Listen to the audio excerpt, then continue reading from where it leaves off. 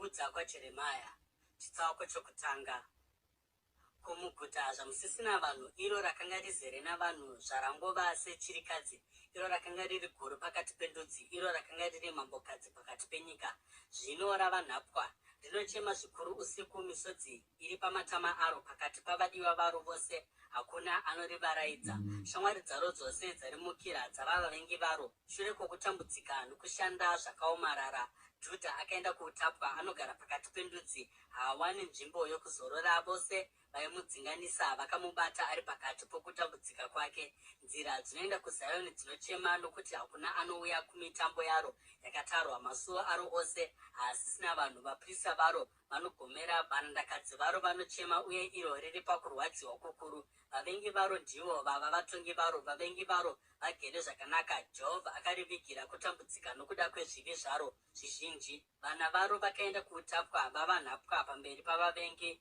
Kuyevedzwa kwose kwabva pamwanasikana weZioni. Machinda aro aita senondo yashayiwa mafuro, aita senondo yashayiwa mafuro. Mukushayiwa simba vakatiza pamberi paanovadzinganisa. Mumazuva okutambudzika nokudzungaira kwaro, Jerusarema rinorangarira pfuma yose yakanga iri yaro. Pamazuva akare pakawira vanhu varo mumaoko omuvengi, rakashaya anoribatsira. Vavengi varo vakaritarisa, vakariseka pakuparadzwa kwaro. Jerusarema rakatadza zvikuru kwazvo, naizvozvo rasvibiswa. Vose vairikudza vorizvidza, nokuti vakaona kushama kwaro. Iro pacharo rinogomera richidzokera shure. Tsvina yaro yakanamatira panguo dzaro, harina kurangarira ramangwana raro. Kuwa kwaro kwakashamisa, hakuna akarinyaradza. Haiwa Jehovha, tarirai kurwadziwa kwangu, nokuti muvengi akunda. Muvengi akatora pfuma yaro yose. Rakaona ndudzi dzechihedheni dzichipinda panzvimbo yaro tsvene, avo vamakanga madzivisa kupinda paungano yenyu.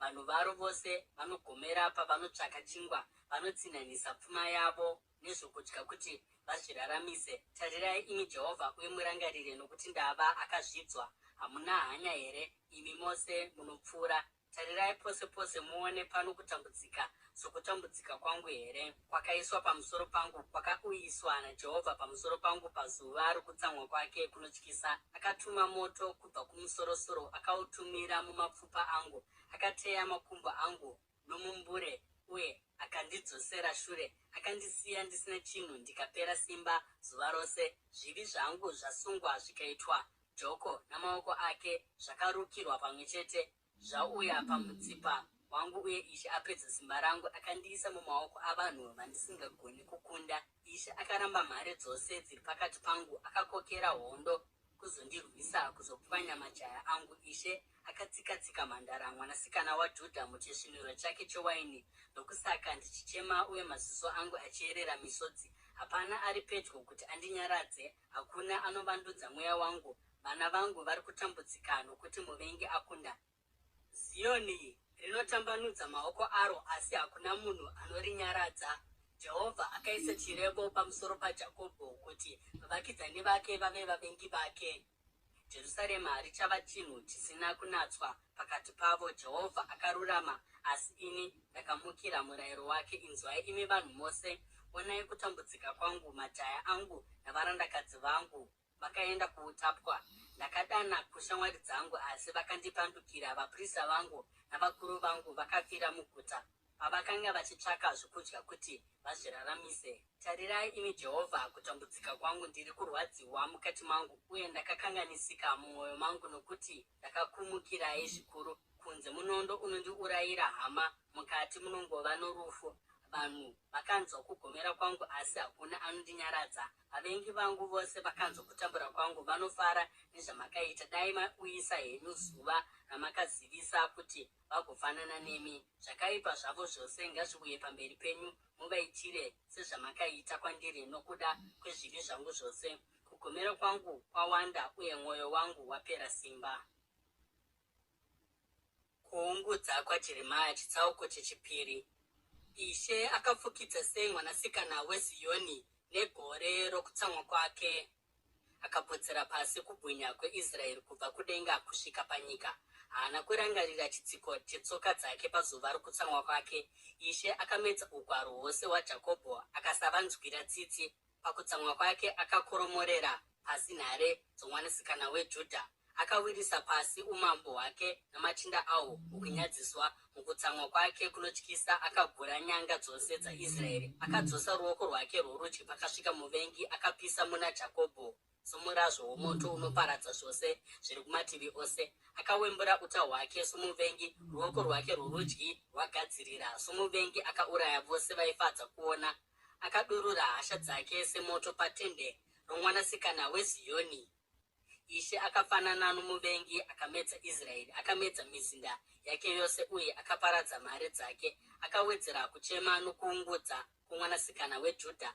Akaparadza ugaro hwake sebindu, akaparadza nzvimbo yake yokusanganira. Jehovha akaita kuti Zioni rikanganwe mitambo yaro yakatarwa namasabata aro. Mukutsamwa kwake kunotyisa akaramba vose, mambo nomuprista. Ishe akaramba aritari yake uye akasiya nzvimbo yake tsvene.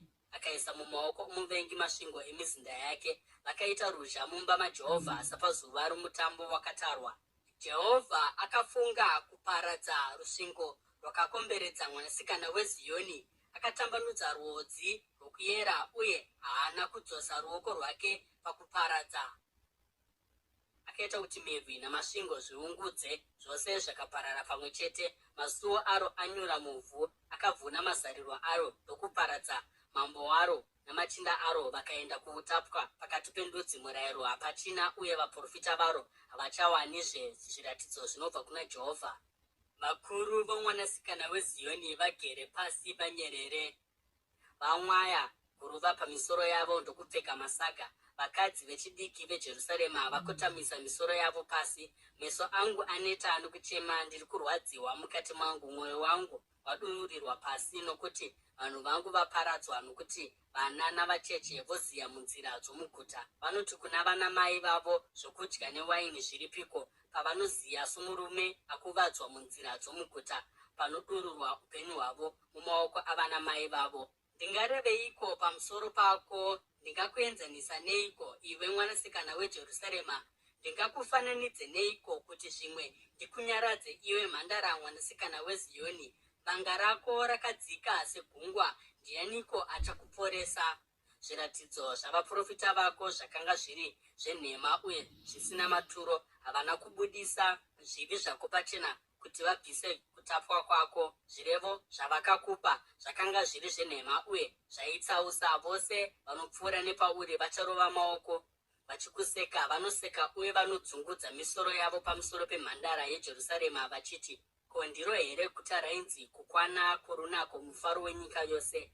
Vavengi vako vose vanoshama miromo yavo pamusoro pako. Vanoseka uye vanorumanya meno avo vachiti, tarimedza, iri ndiro zuva ratanga takamirira, takararama kuti tirione. Jehovha aita zvaakaronga, azadzisa shoko rake raakatema kare. Akakukoromora asina tsitsi, akarega muvengi achifara pamusoro pako. Akasimudza runyanga rwavavengi vako, mwoyo yavanhu inodana kunashe. Iwe rusvingo rwomwanasikana weZioni, rega misodzi yako iyerere sorwizi masikati nousiku.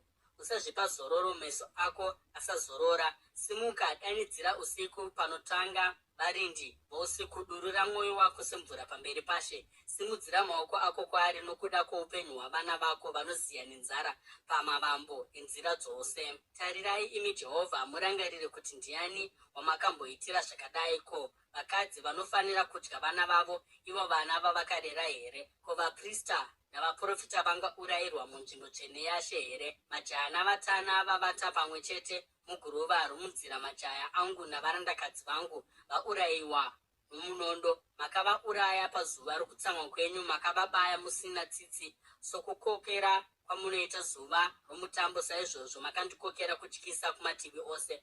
Pazuva rokutsamwa kwaJehovha hakuna akapunyuka kana kurarama. Vaya vandakachengeta uye ndikarera vakaparadzwa navavengi vangu.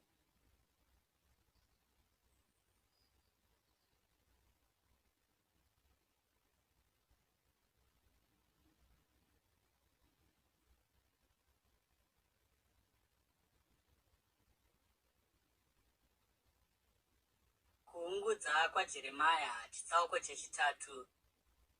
Ndini munhu akaona kutambudzika neshamu yehasha dzake. akandidzingira kure akaita kuti ndifambe murima panzvimbo yomuchiedza. Zviro kwazvo akashandura ruoko rwake kuti rundirwise nguva nenguva zuva rose. Akasakadza ganda rangu nenyama yangu uye akavhuna mapfupa angu. Akandikomba akandipoteredza neshungu nokurwadziswa. Akandigarisa murima savanhu vakangori vafa. Akandipfigira kuti ndisapunyuka. Akandiremedza nengetani. Kunyange ndikakanda kana kuridza mere kuti ndibatsirwe, anopfigira munyengetero wangu kunze. Akadzivira nzira yangu namatombo. Akaminamisa nzira dzangu sebere rakavandira seshumba yakavanda. Akandikwekweredza kubva munzira uye akandibvarura. Akandisiya ndisina rubatsiro. Akawembura uta hwake akandiita chinhu chinonangwa nemiseve yake. Akabaya mwoyo wangu nemiseve yaibva mugoba rake. Ndakava chiseko chavanhu vangu vose vakandihomera nenziyo pazuva rose. Akandigutsa nomuriwo unovava uye akandinwisa nduru. Akagura mazino angu nerukangarabwe. Akanditsokodzera muguruva. Ndakatorerwa rugare. Ndakakanganwa kuti kubudirira chii. Naizvozvo ndinoti kubwinya kwangu kwaenda uye nezvose zvandakanga ndakatarisira kuna Jehovha. Ndinorangarira kutambudzika kwangu nokudzingaira kwangu, kurwadziwa uye nenduru. Ndinozvirangarira kwazvo uye mweya wangu wasuruvara mukati mangu. Asi izvi ndinozvirangarira mupfungwa uye naizvozvo ndine tariro. Nokuda kwerudo rukuru rwaJehovha hatina kuparadzwa, nokuti tsitsi dzake hadzitongoperi. Itsva mangwanani oga oga. Kutendeka kwenyu kukuru. Ndinoti kumwoyo wangu, Jehovha ndiye mugove wangu, naizvozvo ndichamumiririra. Jehovha akanaka kuna avo vanovimba naye, kumunhu anomutsvaka. Chinhu chakanaka kumirira ruponeso rwaJehovha unyerere. Chinhu chakanaka kuti munhu atakure joko achiri mudiki. Ngaagare ari oga anyerere, nokuti Jehovha ndiye ari kuriturika paari. Ngaavige chiso chake muguruva zvimwe tariro ichiripo. Ngaape dama rake kumunhu anomurova uye ngaazatswe nenyadzi, nokuti vanhu havangaraswi naIshe nokusingaperi. Kunyange achiuyisa kusuwa, achanzwira hake tsitsi. Rukuru sei rudo rwake rusingaperi, nokuti haafariri kuuyisa kurwadziwa kana kusuwa kuvana vavanhu. Kutsikira pasi petsoka vasungwa vose venyika. Kurambira munhu kodzero yake pamberi peWokumusoro-soro. Kutadzisa munhu kuwana kururamisirwa kwakeko. Ishe haangaoni zvinhu zvakadai here? Ndiani angataura akaita kuti zviitike kana Ishe asina kuzvirayira? Ko, hazvibvi mumuromo weWokumusoro-soro here zvose zvakaipa nezvinhu zvakanaka zvinouya? Ko, munhu mupenyu anonyunyutirei kana arangwa nokuda kwezvivi zvake?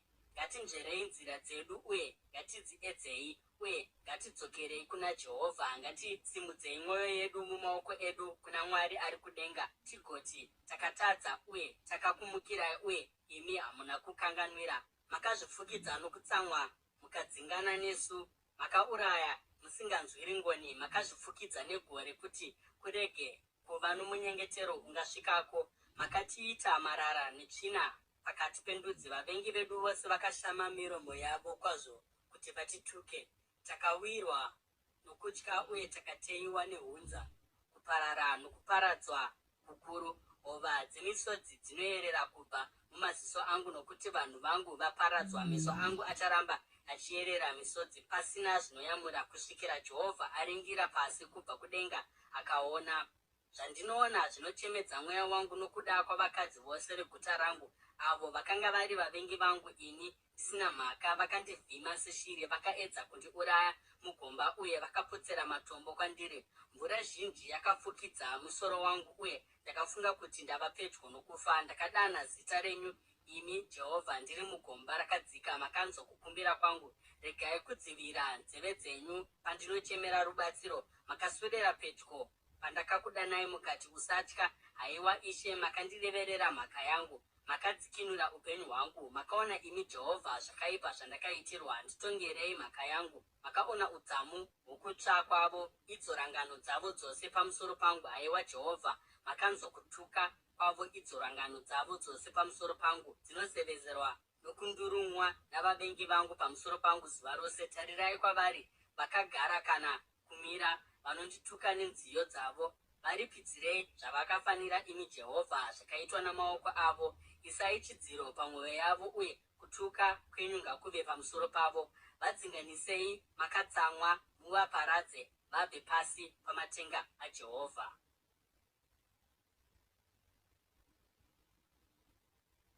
Kuungudza kwaJeremia chitsauko chechina.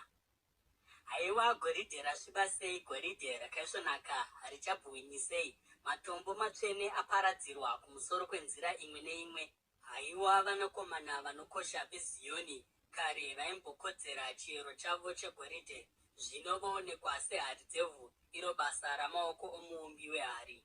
Kunyange makaba anopa mazamu awo kuti anwise vana vavo, asi vanhu vangu vava vasina hanya seshiri dzemhou dziri mugwenga. Nokuda kwenyota rurimi rwomwana mucheche runonamira mumukanwa make. Vana vanopemha chingwa, asi hakuna anovapa. Avo vaisidya zvinonaka vava vapemhi mumugwagwa. Avo vakarerwa vachifuka nguo dzepepuru, zvino vava kuvata pamadurunhuru edota. Kurangwa kwavanhu vangu kukuru kupinda kweSodhomu, rakaparadzwa pakarepo pasina ruoko rwakadzoka kuzoribatsira. Machinda avo aipenya kupfuura chando, uye akanga akachena kupfuura mukaka. Miviri yavo yakanga yakatsvuka kupfuura matombo anokosha amarubhi. Kuratidzika kwavo kwakaita sokwesafiri, asi zvino vasviba kupfuura chin'ai.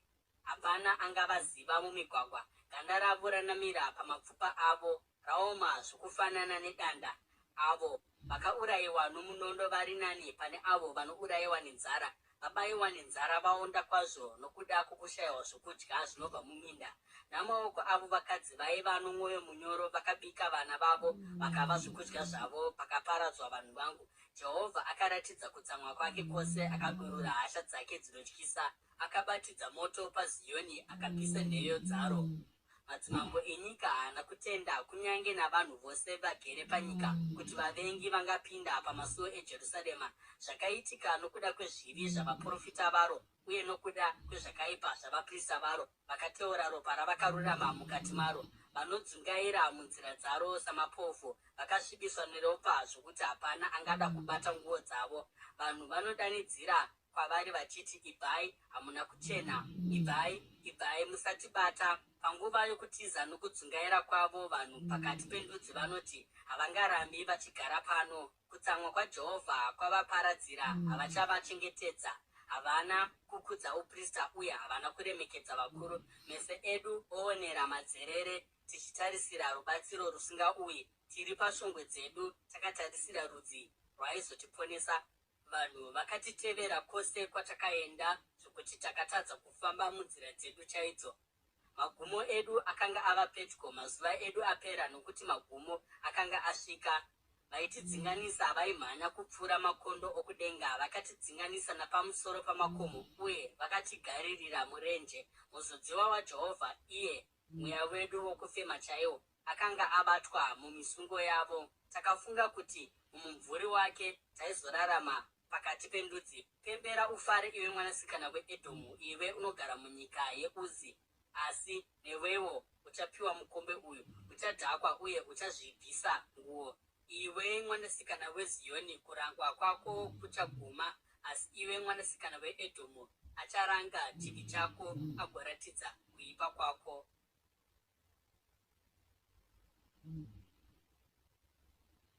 Kuungudza kwaJeremia chitsauko chechishanu. Rangarirai Jehovha zvakatiwira, tarirai mugoona kunyadziswa kwedu. Nhaka yedu yakapiwa kuvatorwa, misha yedu kumabvakure. Tava nherera, hatina vabereki. Vanamai vedu sechirikadzi tinofanira kutenga mvura yatinonwa. Huni dzedu dzinongowanikwa chete nomutengo. Avo vanotidzinganisa vari pedyo pedyo. Taneta uye hatina zororo. Takazviisa pasi peIjipiti neAsiria kuti tiwane kudya kwakakwana. Madzibaba edu akatadza uye vakafa, uye tava kurangwa nokuda kwavo. Varanda vanotitonga, uye hapana angatisunungura kubva pamaoko avo. Tinowana chingwa chedu nokusvitsa upenyu hwedu panjodzi nokuda kwomunondo murenje. Ganda redu rava kupisa sechoto nokuda kwokupisa kwenzara. Vakatinya vakadzi muZioni, mhandara mumaguta eJudha. Machinda akasungirirwa namaoko avo, vakuru havakudzwi. Majaya anoshanda paguyo, vakomana vanotatarika, vakatakura mitoro yehuni. Vakuru vakabva pasuo reguta, majaya akarega kuimba kwavo. Mufaro mumwoyo medu waguma, kutamba kwedu kwapinduka kukava kuchema. Korona yawa kubva pamusoro wedu, tine nhamo isu nokuti takatadza. Nokuda kwaizvozvi mwoyo yedu yapera simba nokuda kwezvinhu izvi. Meso edu otadza kuona, nokuti gomo reZioni rava dongo makava ofambamo. Imi Jehovha munotonga nokusingaperi, chigaro chenyu choushe chiripo kusvikira kuzvizvarwa zvose. Sei muchigara muchitikanganwa, sei muchitikanganwa kwenguva yakareba kudai? Tidzoserei kwamuri Jehovha kuti tigodzoka. Vandudzai mazuva edu senguva yekare, kana musina kutiramba zvachose kana kutitsamwira zvikuru kwazvo.